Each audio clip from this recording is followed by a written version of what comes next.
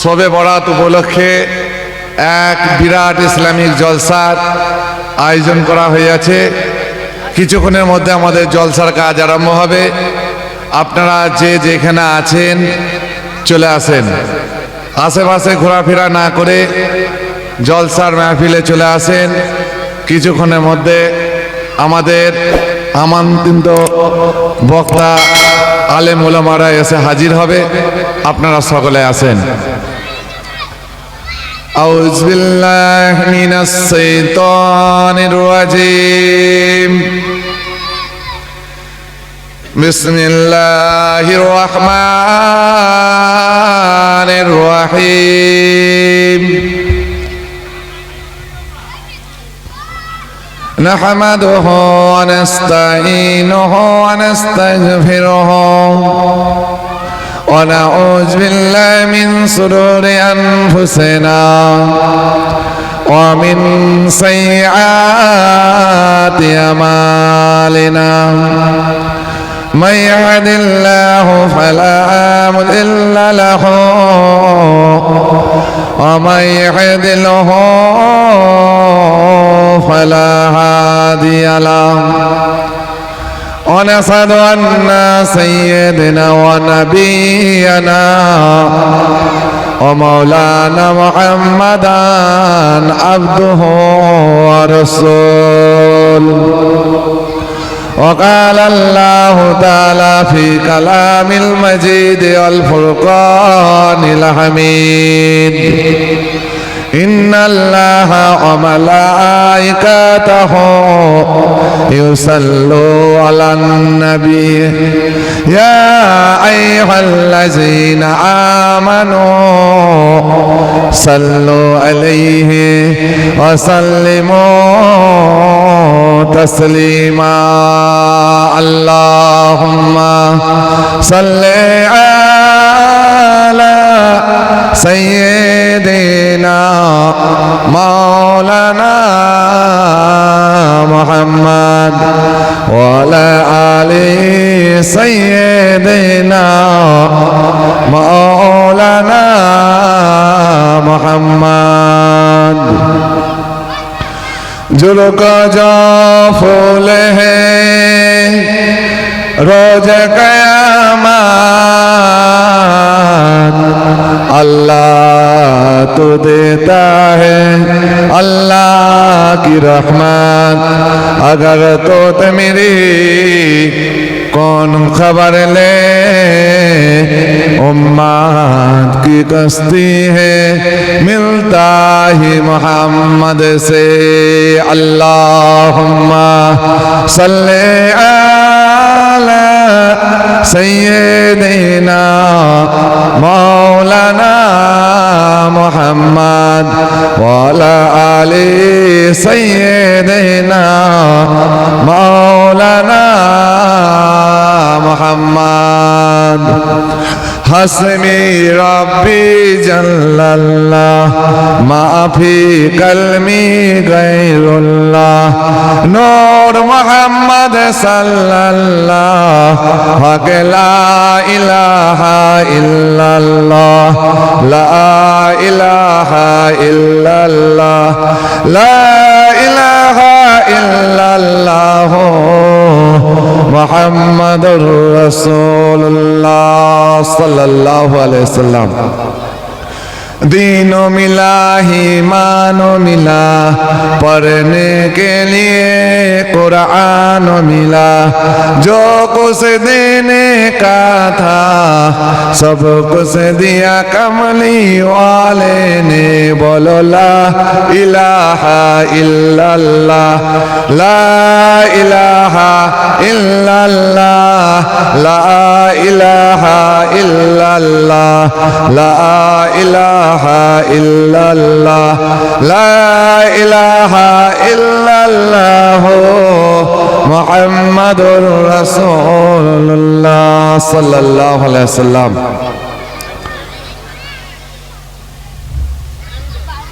दिन दरदी इस्लाम दरदी नेककार अल्लाह वाला नमाजी मुत्ताकी अल्लाहर हाजी बांदा बांदी गनेरा পর্দার আড়ালে থাকা উপস্থিত ধার্মিকা মা ও বোনেরা, কচি কাঁচা বাচ্চারা যে যেখানে আছো ঘুরে ফিরা না করে পাক মেহফিলের মধ্যে এসে বসে যাও।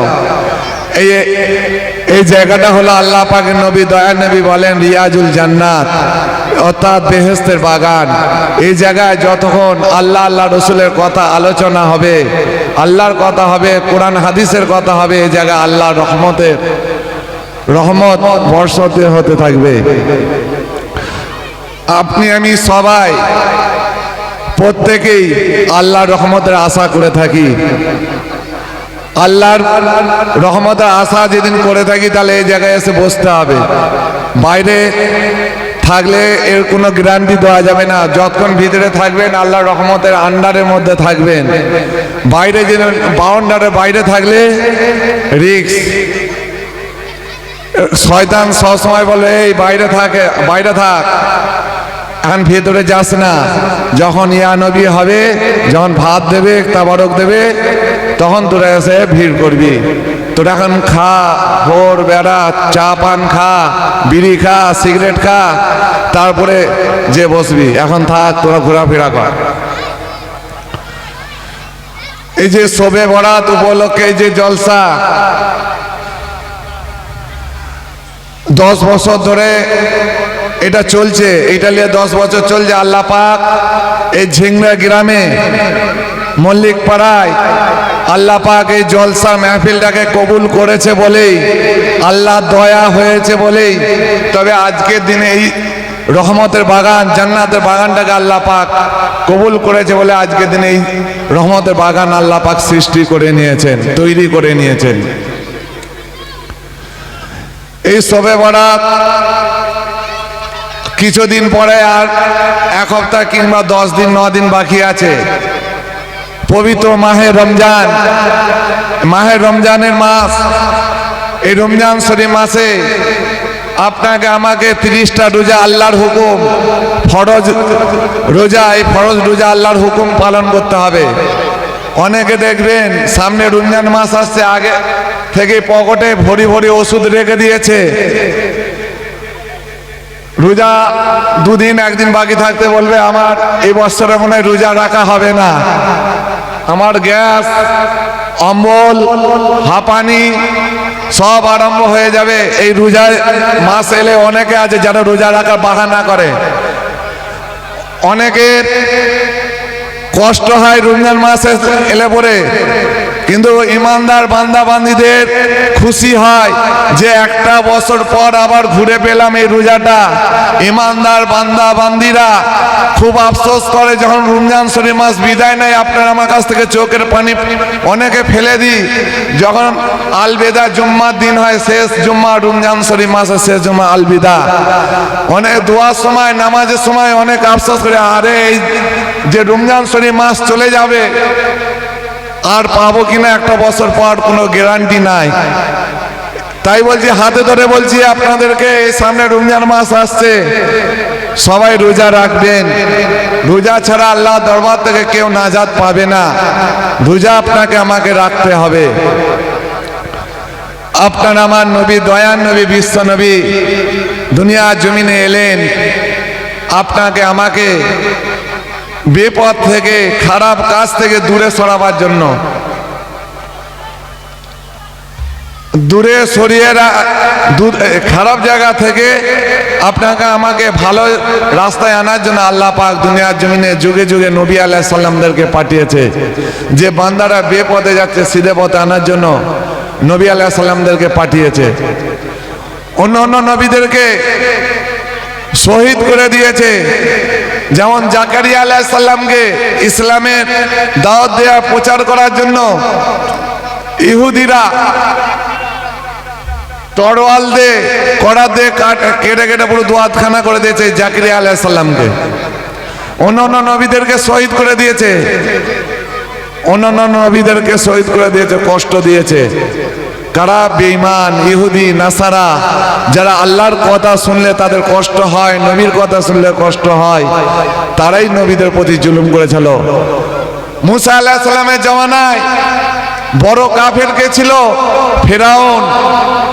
হযরত ইব্রাহিম আলাইহিস সালামের জামানায় ছিল নমরুদ, আমার নবী পাকের জামানায় ছিল আবু জেহেল, উতবা, সাইবা, বড় বড় কাফেররা ছিল।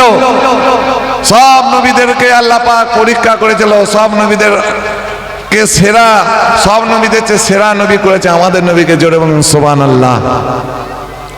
সে আখিরি জামানার নবীর উম্মত হয়েছি। সেই নবীর উম্মত হয়ে দুনিয়া জমিনে অন্যায় অত্যাচার জুলুম মেরে লওয়া কেটে লওয়া, কিন্তু আমার আল্লাহ পাক এটা পছন্দ করে না, আমার নবী পাকও পছন্দ করে না। আমার আল্লাহ নবী দয়ার নবী হককে প্রতিষ্ঠা করার জন্য দুনিয়ার জমিনে এসেছিলেন, অন্যায়কে মিটাবার জন্য। অন্যায়কে মিটিয়ে দিয়ে ন্যায়কে প্রতিষ্ঠা করা, হারামকে বর্জন করতে হবে, হালালকে প্রতিষ্ঠা করতে হবে। যত খারাপ নোংরা কাজ আছে তা থেকে আপনাকে আমাকে দূরে সরে থাকতে হবে, তবেই ইমানদার হবে। আপনি আমি ভাবি মুখে দাড়ি রেখেছি মুসলমান, মাথায় টুপি রেখেছি আমি মুসলমান, গায়ে বড় জুব্বা রেখেছি, পাঞ্জাবি রেখেছি, ভাবে আমি মুসলমান। না, আগে যেদিন দেখা যায় মুসলমান যেদিন তাকেই বলা যেতে পারে, তাহলে রবীন্দ্রনাথ ঠাকুরকে মুসলমান বলা যেতে পারে, হ্যাঁ কি না? তবু তাকে বলা যাবে না রবীন্দ্রনাথ ঠাকুরকে মুসলমান। তার মধ্যে ঈমান নাই, তার মধ্যে কলমা নাই, তাকে মুসলমান বলা যাবে না। আল্লাহ নবী বলে সেই মানুষটাই তো মুসলমান হবে, সেই মানুষটাই যার মুখের দ্বারাই, হাত দিয়ে মারা তো দূরের কথা, একটা মানুষকে হাত দিয়ে মারা তো দূরের কথা, বলছে তার মুখের দ্বারাই অন্য মুসলমান না কষ্ট পায়, সে হবে প্রকৃত ঈমানদার মুসলমান। সেটা আপনার আমার মধ্যে আছে। আমার মা বোনেদের বাড়িতে দেখেন, যত খারাপ কাজ, ঘরের টিভি সিরিয়াল এই সবগুলো আছে, সন্ধ্যে 7টা বাজলেই আরম্ভ হয়ে যাবে। সব কাজ ফেলে দিয়ে, সব কাজ জাহান্নামে যাকে, যে আগে সিরিয়াল দেখতে হবে। আল্লাহ রহমত আসবে কোত্থেকে? আল্লাহ রহমত আসবে না যে আপনার আমার বাড়িতে কোরআন থাকার জায়গা কোথায়? আপনার আমার বাড়িতে কোরআন থাকার জায়গা হচ্ছে ঘরের ভিতরে। আপনি আমি কি করছি? কোরআনকে বাইরে রেখে দিয়েছি, কোরআনকে বাইরে রেখে দিয়েছি, টিভিটাকে ঘরে রেখেছি। টিভিটাকে আপনি আমি মুছামুছি করছি, কিন্তু আপনি আমি কি করছি? কিন্তু একবারও কোরআনটাকে মুছামুছি করি না, পড়ি না। কিন্তু কোরআনের গিলাফে 1 ইঞ্চি করে ময়লা পড়ে গেছে, কিন্তু আপনি আমি কোরআনটা পড়ি না। নারায়ে তাকবীর, নারায়ে তাকবীর, আওয়াজ দাও জোরে জোরে, নারায়ে তাকবীর, নারায়ে তাকবীর। আল কোরআনের আলো, নারায়ে রিসালাত ইয়া রাসূলুল্লাহ।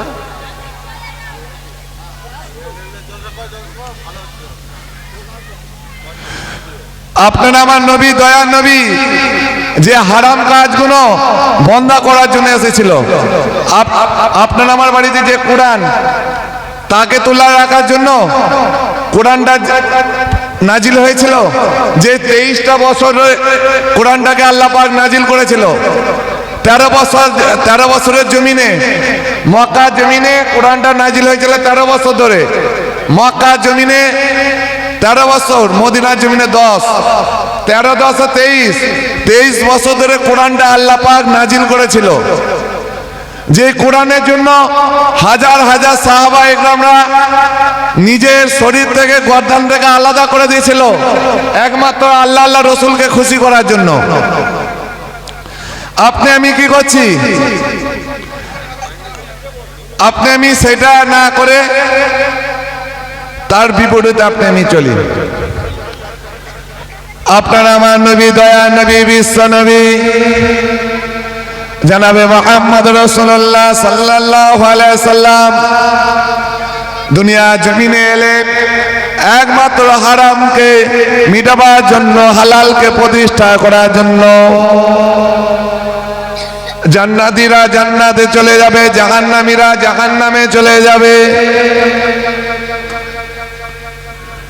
আল্লাহ পাক যখন হিসাব নেবে একের পর এক হিসাব নিতে থাকবে। আল্লাহ পাক যখন হিসাব নেবে, বান্দা তোমাকে যে দুনিয়া জমিনে মূল্যবান হায়াত দিয়েছিলাম, এই মূল্যবান হায়াতটা পেয়ে তুমি কি করেছো? আমার দরবারে হিসাব না দিয়ে যাও। আল্লাহ পাকের দরবারে আপনি আমি যদি ঠিকঠাক ভাবে কাজ করি, আল্লাহর হুকুমগুলো যদি মেনে চলি, 5 ওয়াক্ত নামাজ পড়ি, টাকা পয়সা থাকলে যদি হজ যাকাত কুরবানি দিতে পারি, তাহলে আল্লাহ দরবারে নাজাতটা বড় সহজ হয়ে যাবে। কিন্তু আল্লাহ দরবারে যদি হিসাব না দিতে পারি, আল্লাহ দরবার শরীর থেকে নাজাতটা বড় কঠিন হবে। আপনার আমার যদি 10টা জীবন হয়ে থাকে, 10টা জীবন আল্লাহ দরবারে শেষ হয়ে যাবে, কিন্তু আল্লাহ দরবার শরীফে হিসাব মিলাতে পারবো না। আল্লাহ যখন ধরবে, হিসাব দিতে দিতে জীবন শেষ হয়ে যাবে। যেদিন 10টা জীবন আল্লাহ দেয়, হিসাব দিয়ে আল্লাহ দরবারে মিলাতে পারবো না। আল্লাহ পাকের দরবারে তারাই নাজাত পাবে যারা দুনিয়া জমিনে আল্লাহর কথা মতন চলেছিল, নবীর সুন্নাত তরিকার উপর চলেছিল, আল্লাহর ফরজে আইনগুলো মেনে চলেছিল, সুন্নাত তরিকার উপর চলেছিল, তারাই নাজাত পাবে। আপনি আমি যদি আল্লাহ পাকের কথাগুলো নাফরমানি করি, নামাজ না পড়ি, রোজা না করি, হজ না করি, টাকা পয়সা আছে, হাজার হাজার টাকা আছে, লক্ষ লক্ষ টাকা আছে, কিন্তু আপনি আমি হজ করি না, টাকা পয়সা থাকলে কোরবানি করি না, কোরবানি করতে যদি বা দিই, বুকের মধ্যে হাত বুলাই, আহারে 70,000 টাকা চলে গেল, ওই কোরবানি আল্লাহ দরবারে কবুল হবে না। একমাত্র কবুল কোরবানি সবার কবুল হয় না। আপনি আমি কি করছি, আমি 70,000 টাকার কোরবানির গরু নিয়ে এসছি, আর একজনের কি করছে, আমি বলছি, আর একজন 80,000 টাকার গরু নিয়ে এসে বলছে, দেখেছিস আমি 80,000 টাকার গরু নিয়ে এসছি। এই বলে আমি 1 লাখ টাকা নিয়ে এসছি। প্রতিযোগিতা, কোরবানির নামে প্রতিযোগিতা। এরকম কোরবানি আল্লাহ দরবারে পছন্দ নয়। যারা ছোট গরু হোক, ছাগল হোক, খাসি হোক, আল্লাহ পাক বলে তার নিয়তটা আমি আল্লাহ পাক নিয়তের উপর ফায়সালা করব। নিয়ত যেদিন ঠিক থাকে, আল্লাহ জমিনে এই গরু জবাই করার আগে, রক্ত পড়ার আগে আল্লাহ দরবারে এই কোরবানি কবুল হয়ে যাবে। জাহান্নামীরা জাহান্নামে চলে যাবে, জান্নাতীরা জান্নাতে চলে যাবে। একদল বান্দা বান্দীরা আল্লাহ পাক নবী পাককে জানাবেন না, তাদেরকে জাহান্নামে ফেলে দেবে। আমার নবী পাক জানবেন না। কিছু বছর যাওয়ার পরে আমার নবী পাক কে, আমার আল্লাহ পাক ফেরেশতাদেরকে বলবে, ও আমার মালাইকা ফেরেশতা, যাও যাও যাও, আমার কিছু গুনাহগার বান্দা বান্দীদেরকে জাহান্নামে ফেলে দিয়েছি। আমার নবী পাককে জানাননি, আমার নবী পাক জানেনি। যাও আমার গুনাহগার উম্মত গুলো, তারা জাহান্নামের মধ্যে কি করছে, ওদেরকে একটু দেখে আসো। জিবরাইল আলাইহিস সালাম আল্লাহর হুকুম পাওয়ার সঙ্গে সঙ্গে তারা জাহান্নামের কাছে এসে বলবে, মালিক ফেরেশতা, তুমি জাহান্নামের দরজাটা খুলে দাও। জাহান্নামের দরজাটা খুলে দেওয়া হবে। জিবরাইল আলাইহিস সালামকে এই গুনাহগাররা, আল্লাহর নবীর গুনাহগার উম্মতরা দেখে চিনতে পেরে যাবে যে এ হলো জিবরাইল আলাইহিস সালাম, এ হলো আসল পিয়ন। এনার কাছে খবরটা দিলে আল্লাহর নবীর কাছে পৌঁছাবে। জিবরাইল আলাইহিস সালামকে বললেন, জিবরাইল আলাইহিস সালামকে বললেন, যারা জাহান্নামে আছে বললেন, যান যান আমার নবীকে গিয়ে বলেন আমাদের জন্য একটু সুপারিশ করতে। যে বলবেন আপনার উম্মত উম্মতীদের জাহান্নামের মধ্যে গোস্ত বস্ত হাড় হাড্ডি জাহান্নামের আগুনে পুড়িয়ে নষ্ট হয়ে খেয়ে ফেলেছে, যারা পরিমাণ জানটুকু বেঁচে আছে, এটা আমার নবীকে যে বলেন। জিবরাইল আলাইহিস সালাম আল্লাহ পাকের আরশে পাকের কাছে এসে সিজদায় পড়ে গেলেন। আল্লাহ পাক জিজ্ঞাসা করলেন, ও আমার জিবরাইল ফেরেশতা, আমি যে তোমাকে জাহান্নামে পাঠিয়েছিলাম। আমার যে কিছু সংখ্যক গুনাহগার বান্দা বান্দিরা আছে, তাদের হাল হাকিকাতটা কি একটু বলো। জিবরাইল আলাইহিস সালাম বললেন, আল্লাহ পাক আপনার নবীর উম্মতরা একটু সুপারিশ করার জন্য নবীর কাছে দরখাস্ত করেছে। আল্লাহ পাক বলেন, ও জিবরাইল ফেরেশতা যাও, আমার নবীকে যে খবরটা দিয়ে দাও। জিবরাইল আলাইহিস সালাম ছুটে ছুটে ছুটে ছুটে গিয়ে জান্নাতের দরজা খুলে যাও, জান্নাতের দরজাটা খুলে যাও, জান্নাতের দরজাটা খুলে দাও, জান্নাতের দরজাটা খুলে দেওয়া হবে। আল্লাহ যখন জান্নাতের দরজাটা খুলে দেওয়া হবে, জান্নাতের দরজা খুলে দেওয়ার পরে আল্লাহ নবীকে দেখে বলবে, ইয়া রাসূলুল্লাহ, ইয়া হাবিবাল্লাহ, আপনার কিছু গুনাহগার উম্মত উম্মতিরা এখনো তারা জাহান্নামে পড়ে আছে, আমি এই মাত্র দেখে আসলাম। তারা আপনার কাছে সুপারিশ চেয়েছে, একটু আল্লাহর কাছে সুপারিশই করুন। আল্লাহ নবী সাহাবা ইকরামদের নিয়ে চারপাশে নিয়ে বসে আছে, তামাম উম্মত উম্মতিদের নিয়ে বসে আছেন। এই যে ঘটনাটা বলছি, এই ঘটনাটার কিতাবটার নাম হচ্ছে দুজকের আযাব বেহেশতের শান্তি। এই কিতাবটার নাম পেয়ে যাবেন। আল্লাহ নবী চেহারা মুবারক সবুজ হয়ে গেল। আল্লাহ নবী, দয়ার নবী, বিশ্ব নবী জনাবে মুহাম্মদ রাসূলুল্লাহ সাল্লাল্লাহু আলাইহি সাল্লাম খালি গায়ে, খালি মাথায়, খালি পায়ে ছুটে ছুটে ছুটে ছুটে ছুটে এসে আল্লাহ পাক আরশে পাকের নিচে সিজদায় পড়ে কাঁদতে থাকবে, ও আমার আল্লাহ পাক, কিছু সংখ্যক আমার গুনাহগার উম্মত উম্মতিরা তারা এখনো জাহান্নামে পড়ে আছে, আল্লাহ পাক এদেরকে মাফ করে দেন, আল্লাহ পাক আপনি ক্ষমা করে দেন। আল্লাহ পাক বলে, ও আমার হাবিব কাঁদছো কেন? আল্লাহ পাক জানে, আল্লাহ পাক জানে না, জানে না, জানে, তবু জানা সত্ত্বেও আল্লাহ পাক আমার নবী পাকে জিজ্ঞাসা করছে, আমার হাবিব কি হয়েছে বলেন? বলে, আল্লাহ পাক আমার কিছু সংখ্যক গুনাহগার উম্মত উম্মতিরা এখনো জাহান্নামে পড়ে আছে, এদেরকে মাফ করে দেন, ক্ষমা করে দেন। আল্লাহ পাক বলে, আমার হাবিব, আজকে দিনে আপনার চোখের পানি আমি আল্লাহ পাক সহ্য করতে পারি না। আমি আল্লাহ পাক আপনার গুনাহগার উম্মত উম্মতিদের মাফ করে দিলাম। আল্লাহ নবী সঙ্গে সঙ্গে উঠে দৌড়ে দৌড়ে দৌড়ে দৌড়ে গিয়ে জাহান্নামের দরজা খুলে যাও, জাহান্নামের দরজাটা খুলে দাও, জাহান্নামের দরজাটা খুলে দাও, জাহান্নামের দরজাটা খুলে দেওয়া হবে। জাহান্নামের দরজাটা যখন খুলে দেওয়া হবে, গুনাহগার উম্মত উম্মতিরা আমার নবীকে দেখে সালাম দেবে, আসসালামু আলাইকুম ইয়া রাসূলুল্লাহ, ইয়া হাবিবাল্লাহ, আমাদেরকে আল্লাহ দরবারে সুপারিশ করে, আল্লাহ দরবার থেকে সুপারিশ করে আমাদেরকে জাহান্নাম থেকে তুলে নিয়ে যান। আল্লাহ নবী বলবেন, ও আমার গুনাহগার উম্মত উম্মতিরা, তোমাদের জন্য আল্লাহ দরবারে দরখাস্ত করেছিলাম, সুফায়াত করেছিলাম, আল্লাহ পাক কবুল করে নিয়েছেন, আল্লাহ পাক কবুল করে নিয়েছে। এক্ষুনি তোমাদেরকে জাহান্নাম থেকে তুলে জান্নাতে নিয়ে যাওয়া হবে। জোরে বলেন সুবহানাল্লাহ।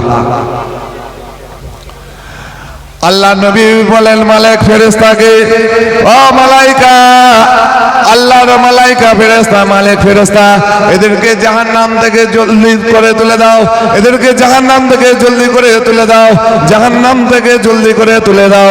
এদেরকে তুলে দেয়া হবে। আল্লাহ নবী এদেরকে জাহান্নাম থেকে নিয়ে টুক টুক টুক টুক করে এসে জান্নাতের উপর দিয়ে আস্তে আস্তে একটা নদী পড়বে। আল্লাহ নবী বলেন, এই নদীতে যে তোমরা গোসল করে নাও, গোসল করার পরে তোমরা এই গোসল করে এই পানিটা পান করে যখনই তোমরা উঠবে, তোমাদের চেহারা পূর্ণিমা চাঁদের নাই চমকাতে থাকবে, এবং পূর্ণিমার নাই চমকাতে থাকবে। যে জাহান্নাম খেটে খেটে তাদের গোস্ত হাড় হাড্ডি রস নিশানা সব আগুনে পুড়ে খেয়ে ফেলেছিল। আল্লাহ নবী বলেছিলেন এই যে নদীতে তোমরা গোসল করো, গোসল করার পরে পূর্ণিমার চাঁদের ন্যায় তোমাদের চেহারার উজ্জ্বলতা বেড়ে যাবে। আল্লাহ নবী ফের সঙ্গে সঙ্গে নিয়ে গেল। জান্নাতে প্রবেশ করার পরে আগে থেকে যারা জান্নাতি হয়েছিল তারা দেখে চিনতে পেরে যাবে যে এরা দোজখ থেকে এসেছিল, এরা দোজখ খেটে এসেছে, দোজখ থেকে এসেছে। দেখে এদেরকে যারা আগে থেকে জান্নাতি হয়ে আছে তাদেরকে দেখে তারা ঠট্ট হাসি করবে, যারা জাহান্নাম থেকে গেছে তাদেরকে দেখে ঠট্ট হাসি করবে। আল্লাহ নবীকে বলবেন আমার নবী আপনার এই গুনাহগার উম্মত গুলো, আমার এই জান্নাতি ভাইরা জান্নাতি বোনেরা আমাদেরকে দেখে হাসাহাসি করছে, আল্লাহ পাকের দরবারে একটু দোয়া করেন। দোয়া করার সঙ্গে সঙ্গে যাদের আগে থেকে জান্নাতি ছিল তাদের গলায় কালো দাগটা ছিল না। আল্লাহ নবীর গলায় দোয়া করার সঙ্গে সঙ্গে সকল জান্নাতীদের গলায় একটা করে কালো দাগ হয়ে গেছিল, কেননা কেউ কাউকে বলতে পারবে না।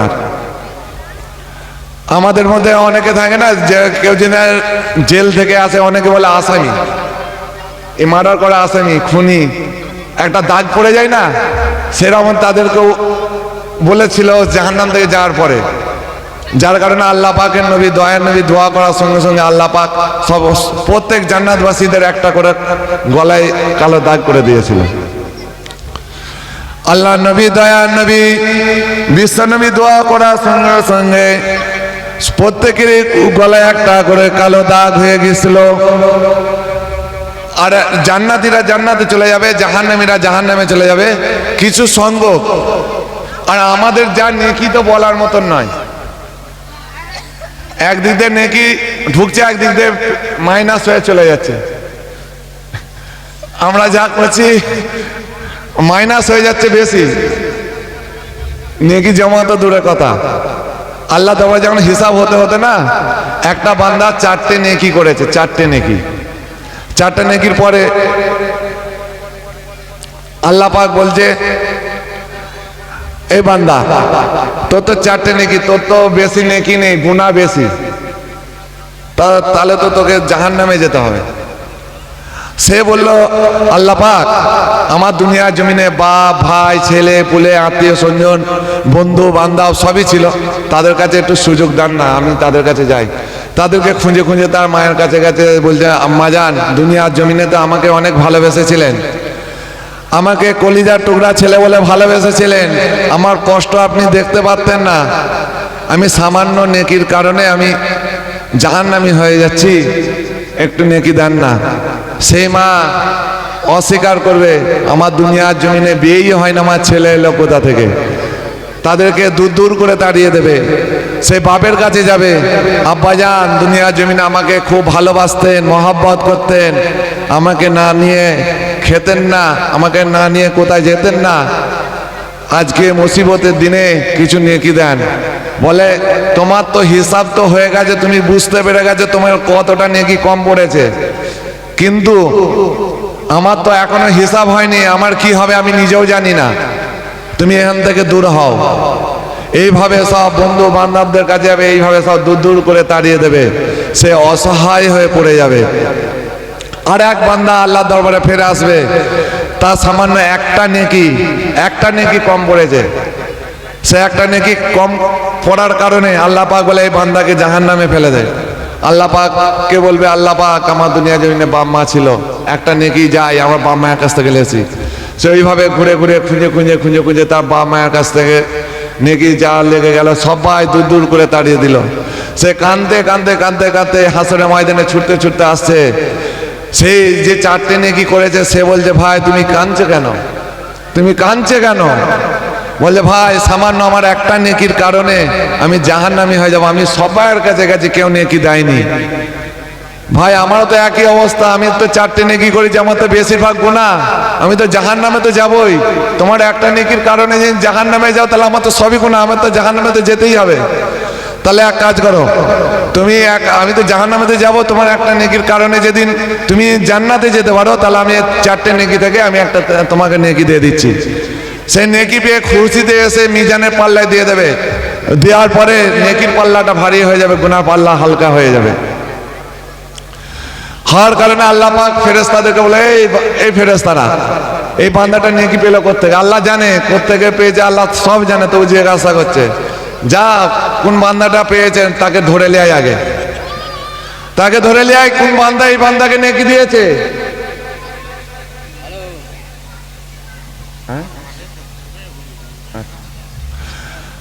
এটা হলেই বলে দিচ্ছে। তারপরে বলছে এই বান্দাটাকে খুঁজে নিয়ে আসো। বান্দাটাকে খুঁজে নিয়ে আসার পরে আল্লাহ পাক বলে, বান্দা তুমি এই নেকি দিয়েছো কেন? বলছে আল্লাহ আমার তো 4টে নেকি, এমনিতেই তো জাহান্নামে যাব, এই বান্দাটা আপনার এই বান্দা একটা নেকির কারণে যে জাহান্নামে যায়, যার কারণে আমি একটা নেকি দিয়ে দিলাম, এই জান্নাতে যাক। আল্লাহ পাক বলে, বান্দা শোন, তোর মধ্যে যেদিন এর প্রতি যেদিন দয়া হয়, আমি আল্লাহ পাকের কি দয়া নাই?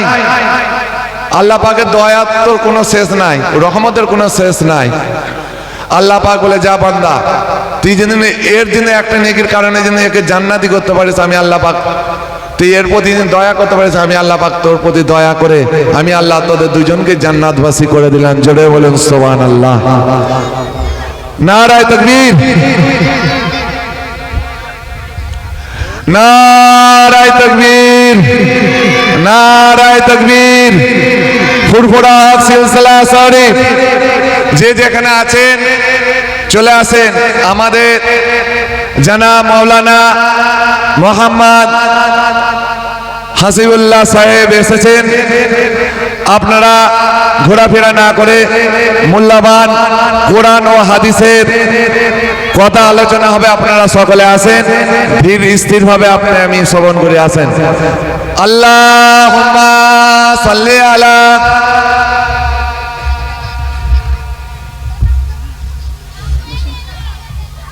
হাসিবুল্লাহ।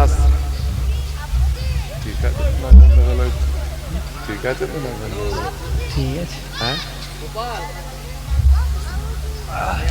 আলহামদুলিল্লাহ, আলহামদুলিল্লাহ নাহমাদুহু ওয়া নাস্তাঈনুহু ওয়া নাস্তাগফিরুহু ওয়া নাউযু বিল্লাহি মিন শুরুরি আনফুসিনা ওয়া মিন সাইয়্যাতি আমালিনা।